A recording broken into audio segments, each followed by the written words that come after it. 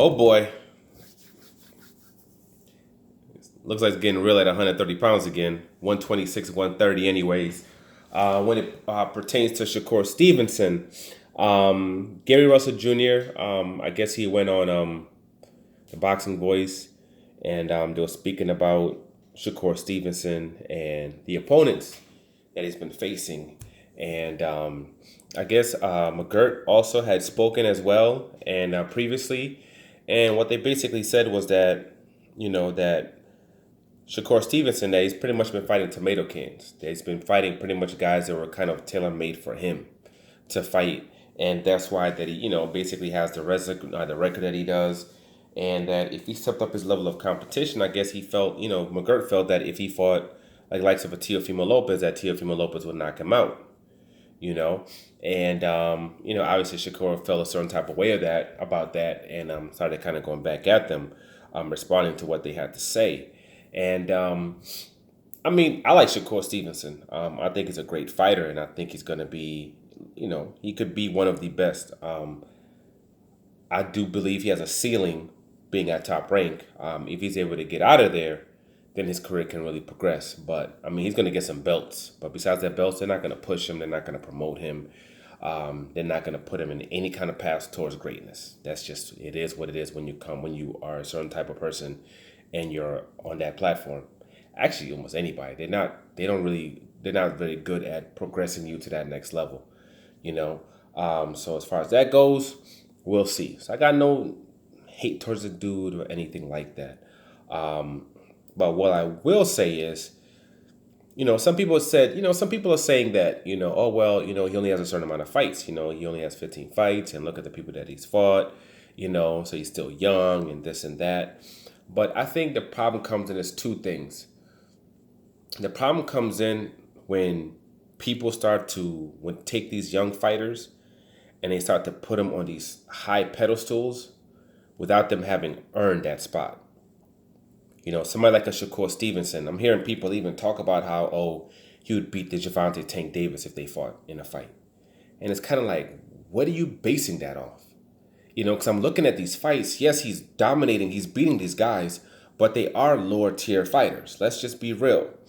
And then they're lasting 8 rounds. They're lasting 12 rounds. They're lasting in bouts against this guy. And I'm seeing and I understand that this level of competition, you put this level of competition in front of Gervonta Tank Davis, they're out of there in 2 rounds. 2 rounds, 3, like that's tops. That's tops. But somehow him lasting that long, and he's a big guy too. Shakur's no little dude. Them lasting that long somehow is showing you, because he's showing certain skills against that level of competition. It's showing that he can deal with the likes of a Gervonta Tank Davis. Our people say that Devin Haney can beat Gervonta Tank Davis. Shakur Stevenson can beat Gervonta Tank Davis.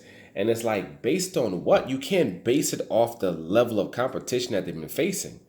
They've you can't. Once they step up that level of competition and we see like Devin Haney, when he fights, if he fights like, let's say Fortuna next, we can kind of start to gauge, because we know, okay, that's a top tier fighter. He's up there. I'm not saying he's a level A fighter, but he's right there. Low, solid B-level fighter that can give you all types of fits and all types of problems. When he starts facing someone like that, then we can kind of gauge. You know what I mean? Kind of see what's up with him as he progresses. But to just give these guys these what's it called, these trophies, and to get these designations of already being great. I've heard the word great when it pertains to these guys. And it's like, no, I understand. Even if they, quote, can't get certain fights, it doesn't matter. You still don't know. Until they get them, you don't know. You honestly don't know until we see them fight that level of competition. So I think that's where the problem comes, because when you start, praising them and holding them at that high stature, they're not going to get any credit for what they're doing when it comes to these other guys. They're not. Because now people want to see them fight against the best, against the top, because you're saying, all these guys, you're saying that he will beat these top guys. And that becomes the expectation of people. So you can't then turn around and start saying that, oh well, you only have these certain type of fights and things of that nature. You can't, because people then already have it in their head, kind of like the Chocolatitos. It used to be fun watching them fight with the Rock'em Sock'em Robot stuff, but as soon as people started saying that he's pound for pound number one and he's the greatest in the world, people start to critique him differently. You know what I mean? Now you can't be going into the wars and coming out with your eyes all swollen because there's a higher expectation for you. So there's a higher expectation for him, and he couldn't get fights. Cool. Gary Russell was willing to fight you at 126 pounds, yet you made no kind of effort to fight Gary Russell Jr. at all. And we know that your promotional company wasn't going to set that up whatsoever, So we can say that, yes, the people that he's fought are low tier fighters. Some of them, a lot of them actually tomato cans. Yes, it's the truth. But he's still young. He's still going to progress. He's still going to fight those high levels of competition. And when he does, we'll see where he stands. Because at least even when it comes to his side, in his promotional banner, Top Rank, the top guys out there, he does want to fight those guys. It's not like he's brushing away from them. Because I stick to reality. What fights can be made? Gary Russell, Top Rank isn't setting up that fight. They're just not. They're not. Even the Gervonta Tank Davis, they're not going to set that fight. Shakur goes, gets 2 belts. He got 2 straps around his waist, and that's the biggest fight that they can do, even an undisputed bout.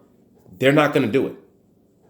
That's just the reality. So when we talk about things, we have to talk about it in a realistically, and not just kind of put these thoughts out there of what, we can do this next, that, understanding that with the way things work and the way the promoters work, it's not going to happen. It's not going to happen. The way Top Rank works, they're not going to do that bout. It's not going to happen. And it has nothing to do with Shakur Stevenson whatsoever. I'm not talking about bad about that kid at all, because I'm sure he'll fight anybody. But we still have to be realistic of what his promotional company that he's tied to is going to do. But when he gets these fights, I'm not sure. Herring was supposed to fight Frampton, but from what I hear, Shakur Stevenson had, I guess, got some attorneys, according to Bob Arum, actually, put it out there and he's trying to stop that fight because he wants his title shot right now. So he's trying to get in the middle of that. So I don't know what's going on with that at all. I don't know if that fight's going to happen or what's going on when it pertains to that.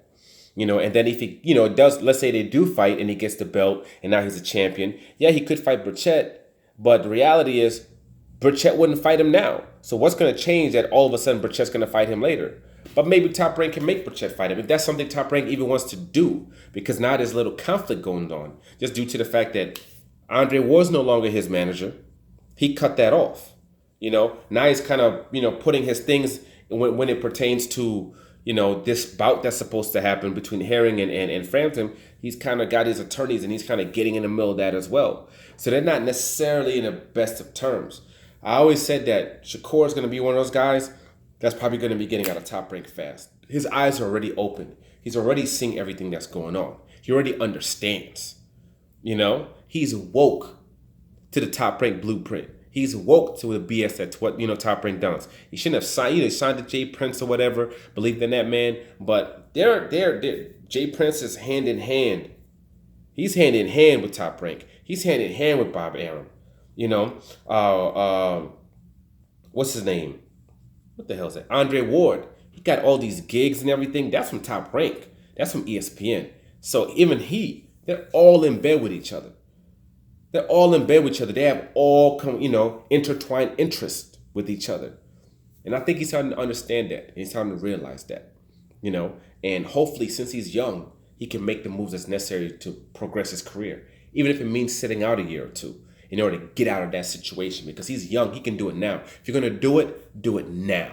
So you can get out of that situation and you can go ahead and progress with your career without having all these stumbling blocks that everybody else has had. You made a mistake signing to Jay Prince. You made a mistake signing the Top Rank, but it's all good. Or you were flowed the wrong way. You were sent that way by Jay Prince and Andre Ward, which is fine. You're young. You can learn, but it's time to make those moves now.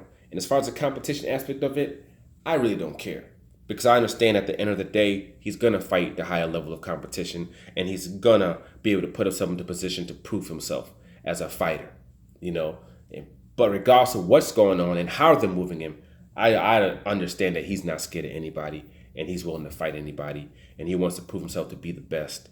And as long as it makes the right moves, when it comes to the business side, he'll be able to do that inside of the ring.